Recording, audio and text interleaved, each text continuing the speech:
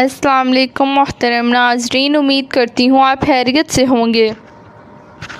मेरी वीडियो देखने से पहले मेरे चैनल को सब्सक्राइब कर दें ताकि हर नए आने वाली वीडियो का नोटिफिकेशन आपको मिल सके। शुक्रिया। हमारे घर शुरू से ही एक ख्वाजा सरा आया करता था। मेरी अम्मा उसे हमेशा इज्जत से बिठाती और खाना खिलाती। वो जब भी आता अम्मा उसके लिए खाना अलग निकाल कर रखती और फिर दोनों काफ़ी देर तक बातें करते। वो बहुत खुश होता और जाते हुए अम्मा को हमेशा दुआएं देता। उसकी एक अजीब सी आदत थी कि वो हर बार अम्मा को सफ़ेद रंग की मिठाई ज़रूर देकर जाता। अम्मा वो मिठाई फ़ौरन एक डिब्बे में रख देती और सुबह होते ही मोहल्ले की औरतों को बेच देती। मैं बचपन से ही सब देख रही थी, मगर कभी मुझे समझ नहीं आई कि अम्मा इस मिठाई को खुद क्यों नहीं खाती। एक दिन मैंने अम्मा से पूछ ही लिया कि आप ये मिठाई खुद क्यों नहीं खाती। अम्मा ने मुस्कुरा कर कहा, बेटा हर चीज़ खाने के लिए नहीं होती, कुछ चीज़ें बेचने के लिए भी होती हैं। मैंने दोबारा पूछा कि लेकिन ये मिठाई कहाँ से आती है। अम्मा ने कहा, वही जो हर हफ्ते आता है वो दे जाता है। मैंने हैरत से कहा, लेकिन वो तो कहता है ये हास मिठाई है। अम्मा ने मेरी तरफ देखा और कहा, तुम अभी छोटी हो, जब बड़ी हो जाओगी तो सब समझ जाओगी। उस जवाब ने मेरी तजस्सुस को और बढ़ा दिया। मैं अक्सर सोचती कि आखिर इस सफ़ेद मिठाई में ऐसा क्या है कि अम्मा उसे खुद नहीं खाती और हर बार दूसरे लोगों को बेच देती हैं। कई साल गुजर गए मगर मेरी ये आदत ख़त्म ना हुई।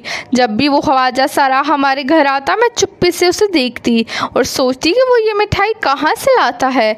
वो हमेशा साफ़ सुथरे कपड़े पहनता था और उसके चेहरे पर अजीब सी नरमी थी। वो अम्मा से कहता कि आपने मुझे हमेशा इंसान समझकर इज़्ज़त दी है, इसलिए मैं आपको कभी भूल नहीं सकता।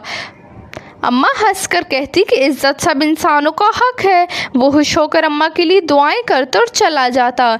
एक दिन सुबह से ही घर में काफ़ी काम था। अम्मा किसी रिश्तेदार के घर गई हुई थी और मुझे घर पर अकेला वक्त मिल गया। इतने में वो ख्वाजा सरा आया और अम्मा को ना पाकर मिठाई का एक डब्बा मेज़ पर रख गया। वो जाते हुए मुझे देखकर बोला, अम्मा को कहना ये आज की मिठाई है, इसे संभाल कर रखें।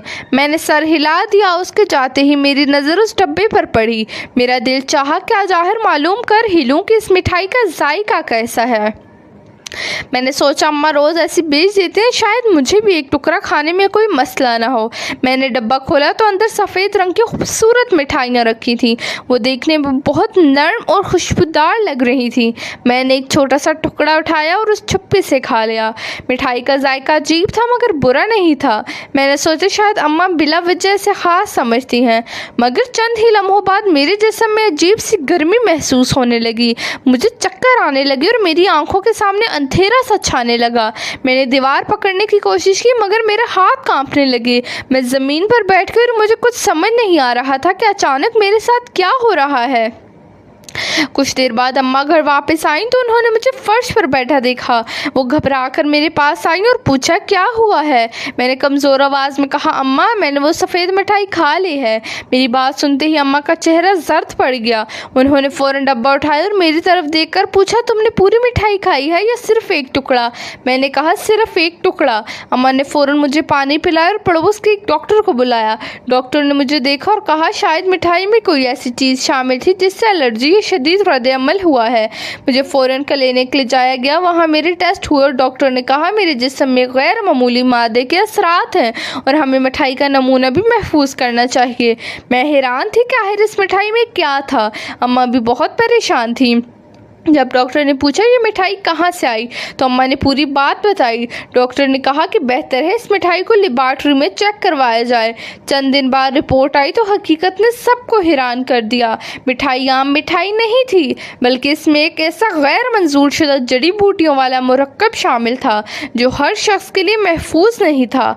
डॉक्टर ने बताया कि कुछ लोग ऐसी चीज़ें रिवायती या रूहानी मिठाई के नाम पर देते हैं, मगर इनमें शामिल अज्जा की मकदार मालूम नहीं होती और बाज़ अफराद को शदीद नुकसान पहुंच सकता है। मुझे ये सुनकर बहुत खौफ आया। मैंने अम्मा से पूछा, आप ये मिठाई मोहल्ले की औरतों को क्यों बेचती थी। अम्मा ने शर्मिंदगी से कहा, मुझे नहीं मालूम था कि इसमें ऐसा कुछ हो सकता है। मैं इसे सिर्फ इसलिए बेचती थी क्योंकि लोग उससे हाथ मिठाई समझकर ख़रीद लेते थे। मैंने कहा, अगर किसी और को भी नुकसान हो जाता तो अम्मा की आंखों में आंसू आ गए। उन्होंने कहा, मैंने कभी सोचा ही नहीं था कि ऐसा हो सकता है। उसी दिन अम्मा ने फैसला किया कि वो आइंदा ये मिठाई किसी को नहीं देंगी। उन्होंने मोहल्ले की इन औरतों को भी बताया जिन्होंने ये पहले मिठाई खरीदी थी कि उसे इस्तेमाल ना करें। कुछ औरतों ने हमारी बात पर यकीन किया और कुछ ने मजाक समझा, मगर अम्मा ने सबको समझाया कि सेहत के मामले में ख़तरा नहीं लेना चाहिए। चंद दिन बाद वो ख्वाजा सरा दोबारा हमारे घर आया। इस बार अम्मा ने उसे मिठाई का डब्बा वापस कर दिया और कहा, तुमने ये मिठाई कहाँ से ली है? हमें उसके बारे में मुकम्मल मालूमात चाहिए। वो पहले खामोश रहा, फिर उसने बताया कि वो ये मिठाई एक शख्स से लेता था जो उसे दुआ और ख़ास बरकत वाली मिठाई कहकर देता था। इसे खुद भी मालूम नहीं था कि इसमें क्या शामिल है। उसने कहा, मुझे यकीन था कि आम मिठाई है और मैं इसे सिर्फ मोहब्बत के तौर पर लोगों को देता हूँ। अम्मा ने कहा, तुमने जानबूझकर कुछ गलत नहीं किया, मगर अब हमें सबको मुहतात रहना होगा। वो बहुत अफसरदा हुआ और बार बार मुझसे माफ़ी मांगने लगा। मैंने उसे कहा, आपने मुझे नुकसान पहुंचाने के लिए नहीं दिया था, इसलिए मैं आपसे नाराज़ नहीं हूँ। उसने मेरी तरफ देखकर कहा, बेटी, मैंने तुम्हारी अम्मा को हमेशा अपनी माँ जैसा समझा है और कभी सोच भी नहीं सकता था कि मेरी दी हुई चीज़ से तुम्हें नुकसान पहुँचेगा। उस दिन मुझे एहसास हुआ कि किसी भी इंसान के लिबास या शनाख्त की वजह से उसके बारे में अच्छा या बुरा फ़ैसला नहीं करना चाहिए। गलती किसी से भी हो सकती है और असल बात ये है कि जब गलती सामने आ जाए तो उसे दुरुस्त करने की कोशिश की जाए। बाद में उस शख्स को भी पता लगाया जाए कि जो ये मिठाई बना कर देता था। मालूम हुआ कि वो बग़ैर किसी इजाज़त के मुख्तलिफ़ जड़ी बूटियों और पाउडर्स को मिलाकर मिठाइयाँ बनाता था और उन्हें ख़ास और रूहानी चीज़ के नाम पर लोगों को फ़रोख्त करता था।